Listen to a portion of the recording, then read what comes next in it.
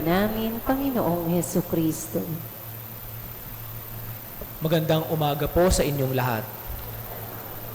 Marahil siguro ay familiar kayo sa tinatawag na mga influencers. Itong mga influencers na ito ay madalas mas sikat pa kaysa sa mga celebrities, mga artista o di kaya sa mga politiko. Ang mga influencers na ito, kung makikita ninyo ang inyong mga apo, ang inyong mga anak na sumasayaw ng mag-isa, habang nakaharap sa cellphone, ginagaya nila ang mga influencers na ito. Either sa TikTok, sa Facebook, at hindi lamang ang kanilang paggaya sa pamamagitan ng sayaw. Minsan, ang paraan ng pananamit, o di kaya ang mga kung paano dumiskarte sa pag-aaral or sa buhay. Sila ay mga ordinaryong tao, yun nga lang, bakit marami ang hindi lamang nabibighani sa kanila, kundi sinusundan din sila at sinusubaybayan ang kanilang mga content na ina-upload sa internet. Bakit? Dahil ang kanilang ginagawa ay relatable. Ano yung relatable?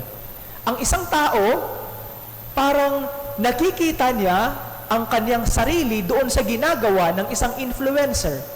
O di kaya ay nakikita niya ang katotohanan ng buhay doon sa kanilang ginagawa o sa kanilang sinasabi. Minsan ang kanilang ginagawang content ay nakakaiyak, minsan naman ito ay nakakatawa. Pero ang kanilang ginagawa ay mga katotohanan sa buhay. Kaya madaling makarelate ang napakaraming mga tao. Kaya sinusundan sila, fina-follow sila sa TikTok, sa Facebook, sa Instagram. Ang kanilang impluwensya sa napakaraming mga tao sa pamamagitan ng panonood ng kanilang maiikling mga videos lang. Maikling videos pero tumatatak sa puso at isip ng isang tao, kaya sinusundan niya kahit ano ang i-upload ng mga content ng mga influencers na ito. Bago pa sumikat ang mga influencers na ito, meron ng mas sikat kaysa sa kanila. Sino ang mga ito? Ang mga santo at santa ng ating simbahan na ating pinaparangalan ngayon. Sa panahon lang nila, wala pang internet, wala pang social media, kaya hindi masyadong nakikita o nalalaman ng napakaraming mga tao. Sigurado ako kung sa panahon ng mga santo at santa nung nabubuhay pa sila, mayroon ng TikTok at Facebook, baka siguro nag-TikTok at nag-Facebook na rin sila. Yun nga lang, ang kanilang buhay, tulad ng mga influencers na ito, relatable din. Dahil sila ay mga ordinaryong tao din tulad natin. Ang iba sa kanila, mga naging nanay, mga tatay, may mga single sa kanila, sila ay kapatid din, mga anak. Ang kanilang buhay ay naging simple at payak. Pero sa pamamagitan ng simple at payak na pamumuhay, ipinakita nila ang napakalaking pagmamahal sa Diyos at sa Kanyang simbahan. Sumikat sila, hindi sa content na kanilang ina-upload. Sumikat sila dahil sa pagpapakita nila ng pambihirang pagmamahal sa Diyos, kay Jesus, at sa Kanyang simbahan. Nababasa natin o naririnig natin ang kwento ng kanilang mga buhay. Pero bakit kaya hindi ganun karami ang kanilang mga followers tulad ng mga influencers? Bakit kaya ang isang simpleng santo ay hindi ganun karami ang kanilang mga followers? Hindi sila ganun kasikat tulad ng mga influencers ng ating panahon ngayon. Bakit? Dahil ang tingin natin sa ating mga santo at santa, sila ay nasa langit na. O di kaya kapag tinitingnan natin ang kanilang mga mukha sa kanilang mga imahen, parang matigas at parang seryoso at walang appeal sa atin.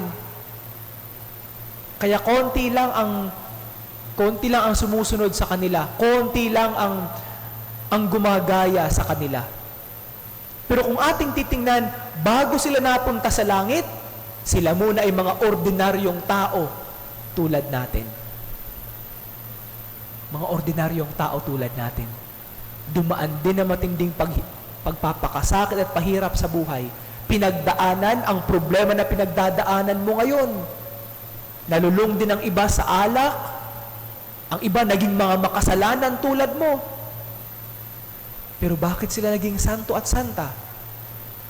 Hindi lamang dahil nabago ang kanilang buhay sa Diyos dahil kay Jesus, kundi sa pagbabago ng kanilang buhay, inialay nila ang buhay nila para kay Jesus.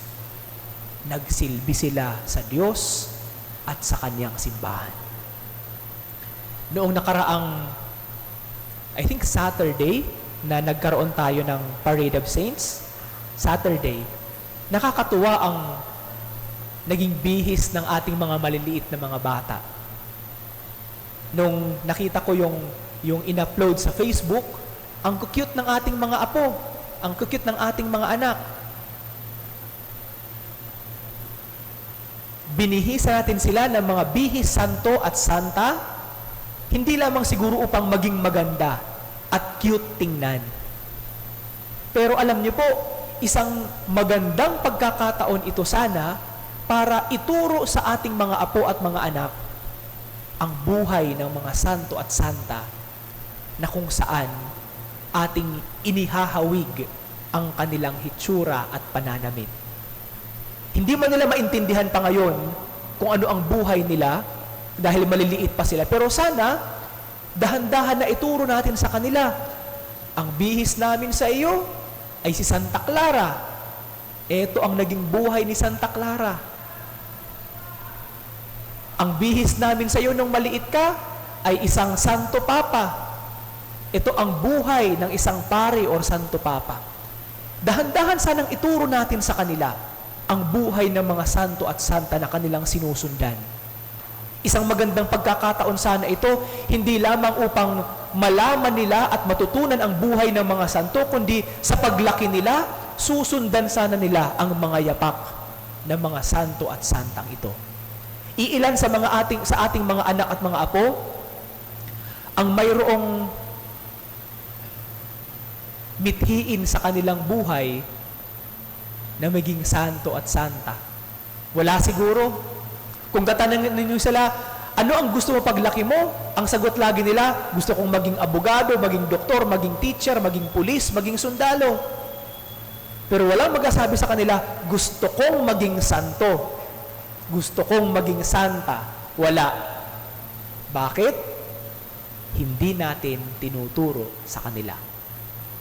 Ang Parade of Saints ay isang magandang pagkakataon upang hindi lamang impluwensyahan ng ibang tao na bihisan ng maayos at maganda ang kanilang maliliit na mga bata, kundi sana ituro sa ating maliliit na mga bata ang buhay ng mga santo. Ang buhay ng mga santo tulad natin, naging makasalanan din bago sila naging santo at santa. Naging simple lang. Pero ang kanilang pagmamahal sa Diyos ay naging pambihira. Para sa atin, siguro isang magandang pagkakataon ang kapiestahang ito ngayon na kaibiganin ng isang santo or santa. Oo, sasabihin natin, kaibigan ko na ang mahal na Birhen ng Peña Francia, ang mahal na Birheng Maria.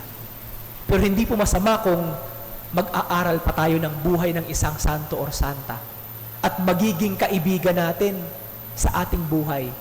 At dahil kakaibiganin natin, hindi lamang natin susundan ang kanyang buhay, lalapitan din natin siya sa bawat pagkakataon ng ating buhay na kailangan natin ang kanyang tulong, kailangan natin ang kanyang impluwensya sa Diyos, kailangan natin ang kanyang pagmamahal at gabay sa ating buhay.